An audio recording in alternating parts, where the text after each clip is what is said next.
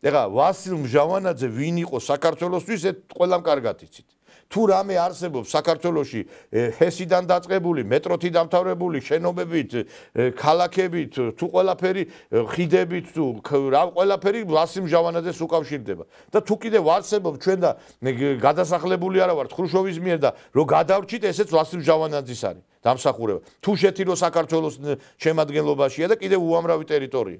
და მე ხა ვასილ მჟავანაძეზე არ მინდა საუბარი, ბევრჯერ მაქვს ნასაუბრი მასზე, მინდა ვისაუბრო მის შვილზე, ქალბატონ ნინოზე. ქალბატონ ნინო მჟავანაძე არის მეგობრებო წმინდა ნინოს ექიმთა საზოგადოების ხელმძღვანელი, რომელიც დაარსა მან 2008 წელს და ესე იგი მინდა გითხრათ რომ აი ეს საზოგადოება ახორციელებს ძალიან მნიშვნელოვან ღონისძიებებს გასვლით ტურებს სხვადასხვა რეგიონებში. ეს არის გადიან მონასტრებში, ბერ-მონაზვნებში, უტარდებათ გამოკვლევა ბერ-მონაზვნებს და ეს არის ექიმების ჯგუფი წელიწადში 2-3 ჯერ გადის ეპარქიებში, უტარდებათ გამოკვლევები სხვადასხვა მიმართულებით და ძალიან კვალიფიციური ექიმები მონაწილეობენ ამ ყველაფერში.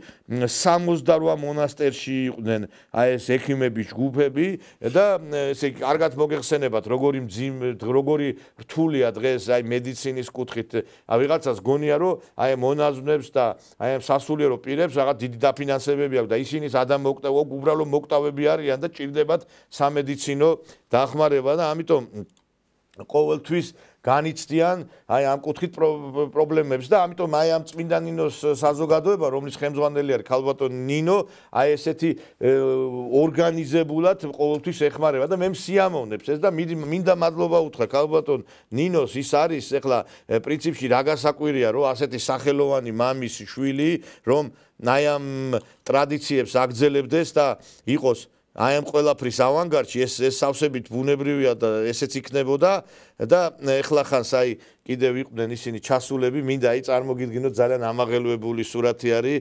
დედაოები როგორ გალობენ. ერთ-ერთი აი ესეთი გასვლითი შეხვედრა მოეწყო, სადაც მათ ჩაუტარდათ სამედიცინო მომსახურეობა და გაეწიათ სხვადასხვა სამედიცინო კუთხით დახმარება აღმოეჩინათ.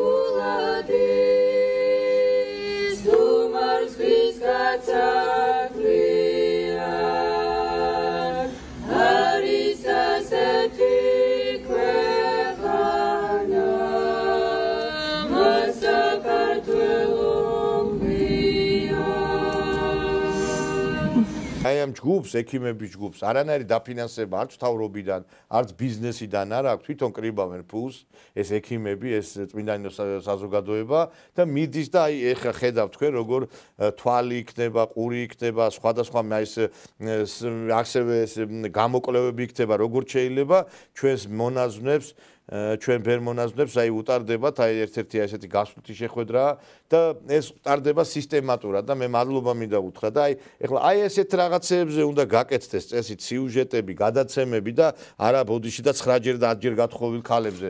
იმიტომ რომ ქვეყანას უნდა დღეს თუ აი ჩვენ რომ ლაპარაკობთ, დღეს თუ ჩვენი ქვეყანა საერთოდ დგას, ეს დგას სწორედ აი ჩვენი წმინდანების, ჩვენი ეკლესიის, ჩვენი ბერ-მონაზვნების ლოცვებზე დგას. და ეს უნდა გავიგოთ და გავითავისოთ თითოეულ ჩვენთაგანმა და სხვათა შორის დღეს არის ღირსი დოდო გარეჯელის ხსენების დღე. მე მინდა ყველას მოგილოცოთ.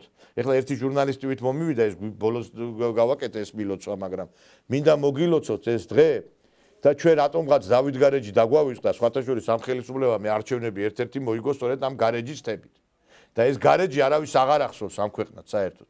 მე არ ვიცი რამე გადაიჭრა პრობლემა ჩვენ რო ბრძოლობდის გაგვაჩერეს და გვითხრეს ხო ჩვენ გაგვაჩერეს თქვენო ხელს გვიშლითო და ესაო გაჩერდითო 4 წელი გავიდა იმის მერე და კლავად ჩვენ სასულიერო პირებს აკრძალული აქვს იქ გარეჩი ასვლა და იმაზე მომლოცველებზე საერთოდ ლაპარაკი ზედმეტია. დღეს საქართველოს დგას სწორედ იმ 6000 გარეჯელზე, რომლებიც სარწმუნოებისთვის ეწავა.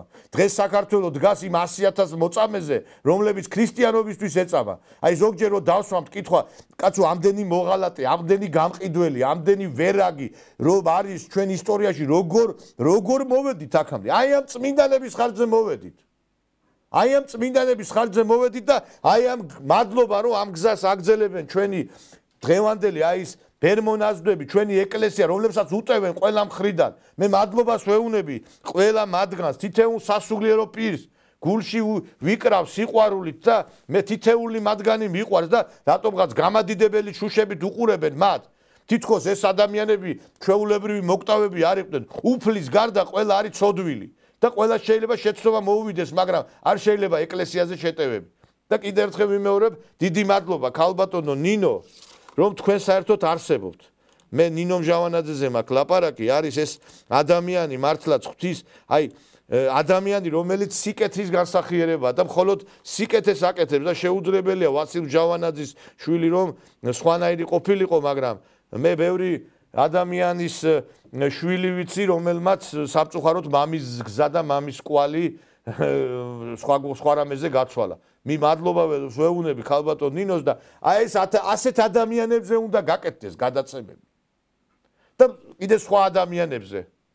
და მაშინ აი ეს მომავალი თაობა დაფიქრდება და ქუჩაში იმას უწმაწური სიტყვებით კი არ გამოვა, იფიქრებს რომ რაღაც სიკეთე აკეთოს. არ ვიცი, აი მე მგონი რომ აი ამ იდეოლოგიაზე უნდა აღვიზარდოს ჩვენი მომავალი თაობა. მჟავანაძე იყო დიდი ქართველი და ქართული საქმის კეთება იმ კომუნისტურ ეპოქაში შესაძლებელი იყო და ამით მან ვიჩვენა ჩვენ მაგალითი მოგცა, ჭეშმარიტი მაგალითი, როგორი უნდა იყოს ქართველი მამულიშვილი. ხო, ქართული საქმის კეთება მით უმეტეს შესაძლებელია დღეს.